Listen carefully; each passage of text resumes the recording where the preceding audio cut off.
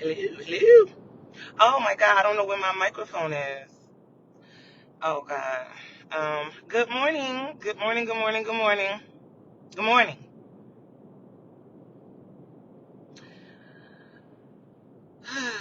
So, what's today, y'all? Monday. Don't give me the line. I don't know. Honestly, I don't know. And I don't know why I don't know. You see what I'm saying? Like, it doesn't make sense, and I don't never know what day it is. But I don't know. I'm gonna try to look for my microphone while I'm talking, which means I'm just gonna be digging in my purse. I'm not gonna do it that way. No, I can't. I gotta just be able to blind do it like this, if I can find it. But anyway, guys, good morning. I didn't have much to say today, but I do have a couple of things to say. Now, one thing I want to point out is that how come these kids is off all week? I want to know. Okay, I want to know why. I want to know why these kids is off all week. In North Carolina, they get out Wednesday. In Georgia, they get out. They was finished on Friday. You know what I mean? So, pissing me off. Okay, so I'm about to go pay the $5. I'm gonna go pay the $5 today and tomorrow, and then that's it. Now, let's go ahead and deal with my look. What is my look? My look is, if you can see closely, which you cannot, my locks are double strand twisted, freshly twisted, double strand twisted with rubber bands on the end. So these are 2 twists at a time. Take them out, and I'll look like I won't be as sparse as it is right now. But that's what's going on right here. Okay. So what else? What else is going on? Okay, so let me just talk about a little bit of politics for 1 second. What's this? Okay. So, I'm supposed to be looking for my microphone. But anyway, okay, so Marjorie Taylor Greene quit. She's a congresswoman and she quit. Okay, so I got a piece of it, but I don't know what the other piece is. And that might not even be in here, I can't lie. You know what, I'm gonna do myself a favor and focus on, let me try to project. Lord knows I know how to hoot and holler. Okay, so Marjorie Taylor Greene resigned and her last day is January 5th. She's a congresswoman. And that has the Republicans shook because her quitting creates a vacancy. And that means that in Tennessee, there will have to be a vote. And that could flip. Tennessee is normally a red state, a Republican state, and Tennessee can flip. Hopefully Tennessee flips. If Tennessee flips, that's going to trigger a vote in Texas. If Texas flips, that will trigger a vote in Indiana. What we need is a couple of more people to resign. Hopefully she set a bit of a precedent. Maybe 2 more people will resign. And if they resign, those vacancies get open, then the Democrats have an opportunity to flip the House before midterms even come, which that'll be dope because it gives all voters a chance to really make an observation when the midterms do come, and it gives other people an opportunity to potentially run for those seats. And if 2 Democrats are gonna, let's say for instance, run, now we have an opportunity to pick still the lesser of 2 evils, but nevertheless we'll have an opportunity. So that's good. But yeah, she quit. Her last day is January 5th, and it's like she's done so much damage. It's like, girl, please, bye. Yeah, go have a seat somewhere at the House. But she's scared for her damn life. She is shook. She nervous. She nervous. And she's not scared of what the Democrats going to do because she know better. Just like she's always known better. She's scared of what the Republicans are going to do, as we've all known. But anyway, so that's that when it comes to that, Yeah, so whatever. But let me ask y'all this though. Have y'all make sure families. Well, I'm only doing 57. Have y'all seen, y'all know, okay, y'all probably didn't see this, and I didn't see it either. I only saw it through clips. But so there's this podcast guy named Andrew Wilson, pissing me off, you know. It's giving my ancestors massa. That's not funny, but it is. But anyway, Andrew Wilson, and he's on his podcast going on and on and on with this girl, and these people are white. He's going on and on to this girl, telling her this, telling her that, telling her about why feminism sucks, why the patriarchy sucks, blah blah blah. He tells men not to, be interested in baby mothers, things like that. This girl's name is Charlie. She lets him go on and on. At the end of what he's saying to her, he tells her she'll never understand his worldview because she's just too much of a dumb bitch to understand. Ooh, ouch. Jesus. Calm down, Andrew Wilson. You ain't got to say all that to me. So then she was like, you're right. I'll never understand your worldview. Can I explain to you why? And he goes, yeah. And she was like, well, first of all, you have... he was like, she said, first of all, your wife has 3 baby daddies and 2 ex-husbands. Not the same rhetoric he tells other men. So you spend your time on your podcast, because this is what you call a grift. You spend your time on podcasts telling men about high body counts and don't get with single mothers and don't let your girl have a baby daddy, and if she's been married before and she's a leftover and she's trash, only for his wife to have 3 baby daddies by 3 men. I think it's 3 baby daddies by 3 men, or it's 3 kids by 2 men, something like that. It don't matter. The point is, you didn't marry no virgin, sir. Most of y'all not. And speaking of which, you know who is so disgusting? Kevin Gates. I saw him going on and on about how he don't want nobody washed up and nobody old and this, that, and that. He going on and on and on. And it's like, the girl you talking about right there is 25 years old. She's not a virgin. What makes you think she ain't supposed to be used goods? You didn't catch her at her virginhood, so what are you talking about, sir?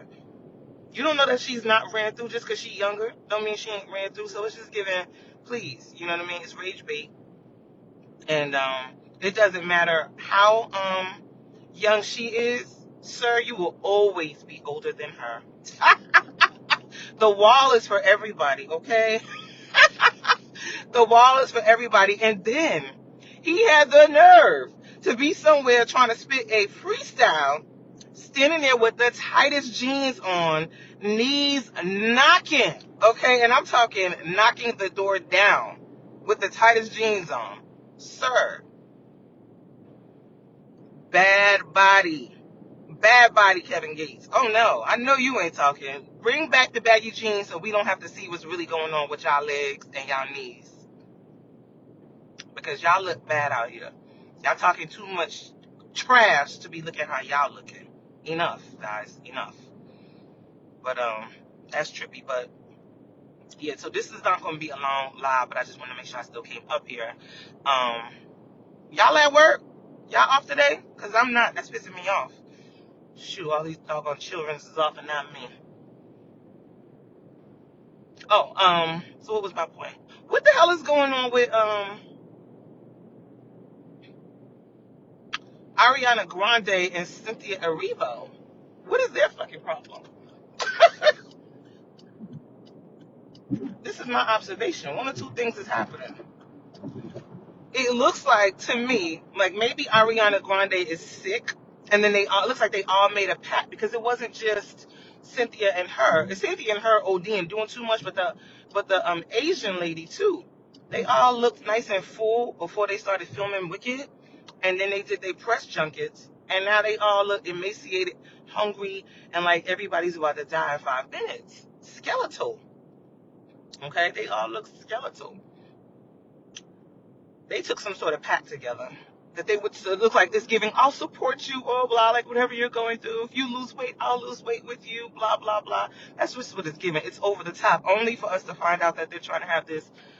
I don't even know how to describe it, because the community of, I I don't even know what to call it, but they're part of the community where you're saying like non-binary, or I don't even know. I don't know. I don't even remember what they said. It's a lot to keep up with, but I don't remember what they said. But these two are, there's something happening. Somebody is either sick or somebody is being supported, and they made a pact together, but they all look pretty terrible. And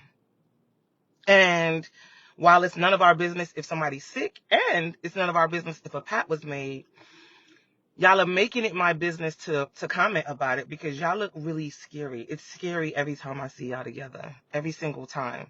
And I need y'all to stop. I do need y'all to stop. But let's talk about Kandi and Todd. Oh my goodness. So these two are going to go ahead and get a divorce. And it is my guess, my best guess is that before this was announced, Kandi went to her lawyer to make sure that prenup was ironclad. Kandi's a smart girl. Remember, she would not marry Todd unless he signed a prenup. And they did like a couple of episodes about it. He was upset and just feeling like, if you have all these things going on, once we get married, it's supposed to be ours. And it's like, it depends on what you believe when you get married. It depends on how you feel about marriage and things like that. Everybody, you know what I mean? I have my long, drawn out opinion about marriage, what it is, what it isn't, what it was, what it could be, and what it should be. It should be whatever the two people want it to be. That's what it should be. It should be whatever you and that person want it to be.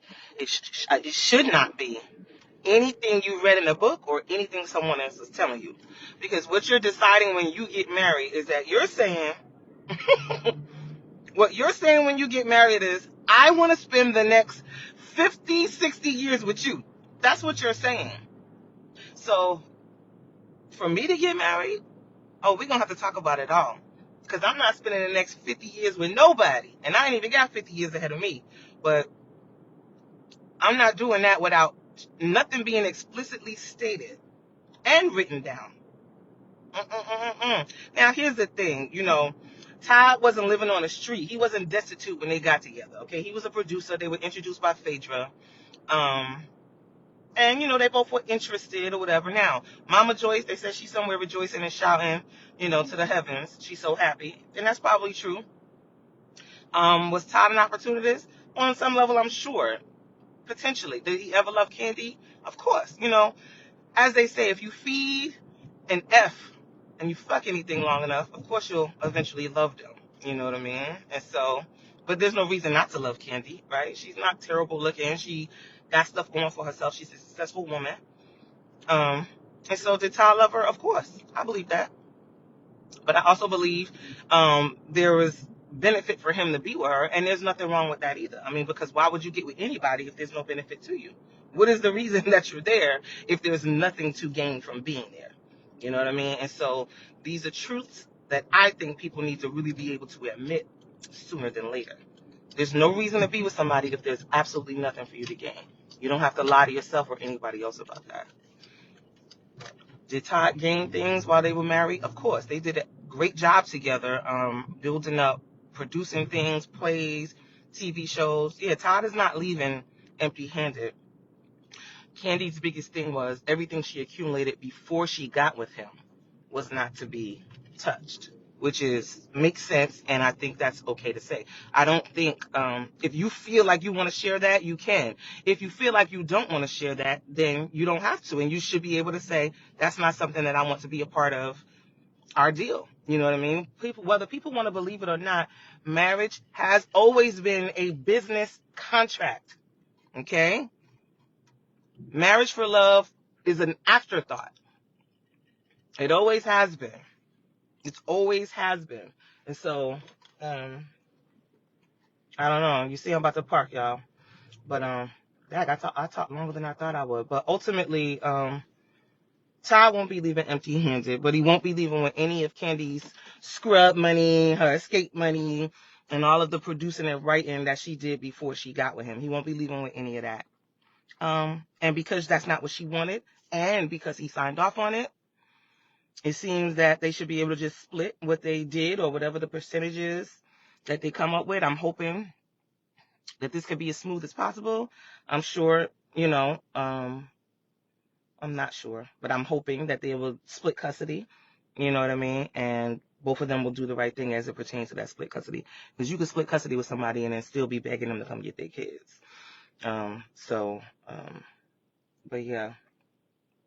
But yeah, my locks is back. They back on the scene. I look like I only got 5 locks in my head. But it's okay. I've never had this look before. So it's going to be interesting to see when I take these double strands out what they're going to do. But I needed yeah, I look pretty crazy. Slightly crackheadish a little bit, but not really. A crackhead hair wouldn't even be like this. Well, it would be like this, but it wouldn't be as neat. You know what I mean? Well, it would be neat, but only at first. Just like mine is getting ready to be, but not me comparing to a crackhead. What am I doing? What am I talking about? Anyway, guys, what time is it? 7:04. Oh, not me being early. Early because none of the buses is on the road. And a lot of the parents aren't on the road because they are asleep. Or getting ready to vacation, or found somewhere else for their kids to go, blah, blah, blah. I'm getting ready to go. I'm going to pay the 5 today and tomorrow. I'm going to try to come up with something for us to talk about tomorrow. I almost didn't come today because I was just realizing I spent all day yesterday getting my hair done. But anyway, hey cousin. So that's it. I don't have much more except to let y'all know the most important thing, which is don't let nobody piss you off today. It ain't worth it. If they do, you know what to do. But for the most part, it's not worth it. You know what I mean? It's easier to let people go on and on and on their own, and then you just be like, okay, yeah, okay, okay. So, but anywho, I ain't gonna let nobody piss me off today anyway, because there's a lot of people that's not at work. A lot of people taking the week off, and I'm not mad. So I'm about to be chilling, minding my business. I'm gonna do some work today and tomorrow, but there will be no stress, no additional stress, and I sure enough appreciate that.